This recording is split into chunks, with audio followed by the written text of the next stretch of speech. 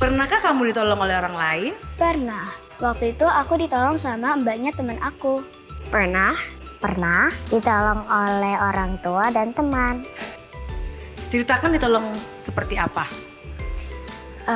Pada waktu itu saya baru belajar bermain piano. Saya tidak bisa. Tiba-tiba saya memanggil mama saya untuk menolong aku dan akhirnya saya bisa. Jadi waktu itu saya demam berdarah. Orang tua saya kasih saya obat. Tapi ternyata itu tetap saja tidak membuat aku sembuh. Orang tua aku membawa aku ke rumah sakit. Jadi 3 hari aku sudah sembuh. Jadi waktu itu aku mau main perosotan, tapi di dekat tangganya itu lagi ada banyak orang. Jadi akhirnya aku karena masih kecil, aku lewat perosotan yang naiknya. Habis itu aku jatuh ternyata dan akhirnya tangan aku patah. Untung di situ ada mbaknya teman aku yang ngeliat. Akhirnya aku dibawa ke kepala sekolah. Lalu, bagaimana perasaanmu ketika ditolong? Senang atau bahagia?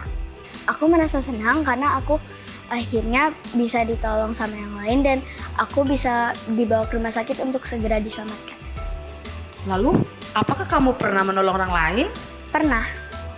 Jadi waktu itu teman aku jatuh dan akhirnya aku tolongin dia.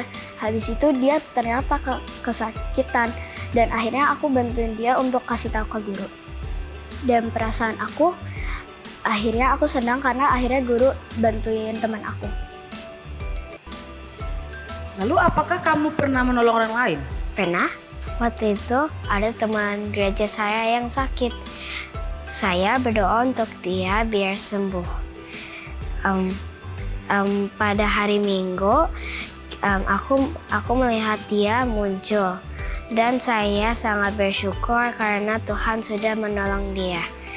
Dan saya merasa senang. Lalu, apakah kamu pernah menolong orang lain? Pernah. Jadi waktu itu adik aku hampir jatuh. Dan aku menarik dia. Jadi dia tidak hampir jatuh.